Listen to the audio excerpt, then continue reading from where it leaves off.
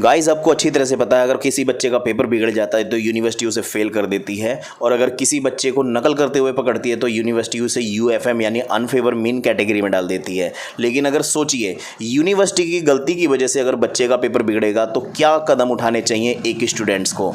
इस वीडियो में आज हम बात करने वाले हैं उन बच्चों की जो किसी न किसी यूनिवर्सिटी की किसी न किसी गलती की वजह से अपना पेपर बिगाड़ चुके हैं, और ये बच्चे यूनिवर्सिटी की गलती का खामियाजा क्यों भुगते हैं। आज इस वीडियो में हम इस टॉपिक पर विस्तार से चर्चा करेंगे। नमस्कार दोस्तों, मेरा नाम है अभिषेक राणा और आप देख रहे हैं केमिस्ट्री गुरुजी क्लासेस।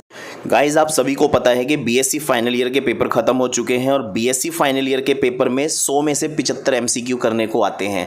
जैसे कि फर्स्ट ईयर और सेकंड ईयर जो पेपर होता था उसमें वो सब्जेक्टिव पेपर देते थे, लेकिन फाइनल ईयर में ऑब्जेक्टिव पेपर दिया जाता है। 1.5 घंटे में 75 क्वेश्चन करने होते थे। लेकिन बच्चों की शिकायत है कि उनका जो ऑर्गेनिक केमिस्ट्री का थर्ड पेपर था B307 वो बिल्कुल आउट ऑफ सिलेबस आया था।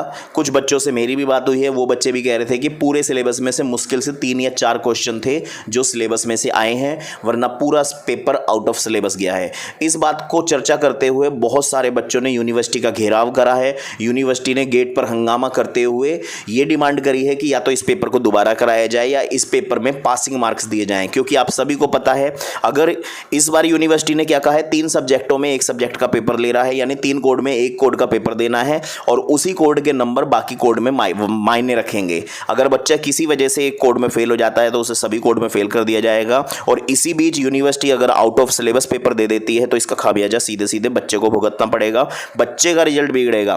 तो बच्चों ने यह डिमांड करी है कि या तो पेपर में छूट दी जाए, नंबरों में छूट दी जाए, या पेपर दोबारा कराया जाए। छात्रों की शिकायत मिलने पर रजिस्ट्रार धीरेन्द्र वर्मा ने बताया कि छात्रों की जब शिकायत मिली है तो उन्होंने प्रोफेसर हरे कृष्णा को पेपर के संबंध में रिपोर्ट देने को कहा है। ऐसा माना जा रहा है कि प्रोफेसर हरे कृष्णा ने ही पेपर सेट करा था, और ऐसा पहली बार नहीं हुआ कि यूनिवर्सिटी ने आउट ऑफ सिलेबस पेपर रखा हो।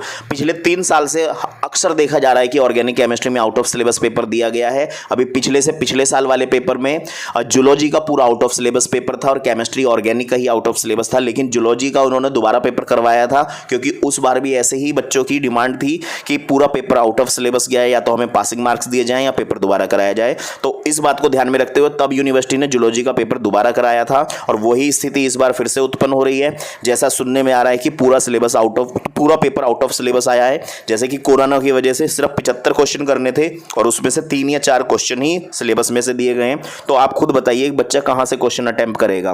तो अगर ऐसा होता है, पूरा फैसला बच्चों के हित में आता है, तो बच्चे को या तो पासिंग मार्क्स दिए जाएंगे, क्योंकि आप सभी को पता है अगर ये वाले पासिंग मार्क्स जो मिलेंगे वही पासिंग मार्क्स आपके अदर सब्जेक्ट में यानी अदर कोड में भी दिए जाएंगे। जैसे यूनिवर्सिटी ने इस बार कहा था कि अगर पेपर में 3 कोड हैं तो आप कोई से 1 कोड का पेपर कर लीजिए, बाकी कोड में उसी कोड के बेस पर नंबर मिल जाएंगे। लेकिन अगर सोचिए यूनिवर्सिटी की गलती की वजह से ऑर्गेनिक पेपर बेकार आया, यानी सारे बच्चे अगर फेल होते हैं तो उनको ऑर्गेनिक और इनऑर्गेनिक और फिजिकल में भी फेल कर दिया जाएगा। तो इसकी गलती यूनिवर्सिटी की है, तो सजा बच्चा क्यों भुगते। या तो यूनिवर्सिटी को सभी बच्चों को पासिंग मार्क्स और वो भी अच्छे मार्क्स देने चाहिए, या फिर ये पेपर दोबारा कराना चाहिए। आपकी क्या डिमांड है आप कमेंट बॉक्स में लिखकर बताइए, और अगर चैनल पे नए हैं तो चैनल को सब्सक्राइब कर दीजिए और बेल आइकन हिट कर देना ताकि नया नोटिफिकेशन आप तक जल्दी पहुंचे। मिलते हैं किसी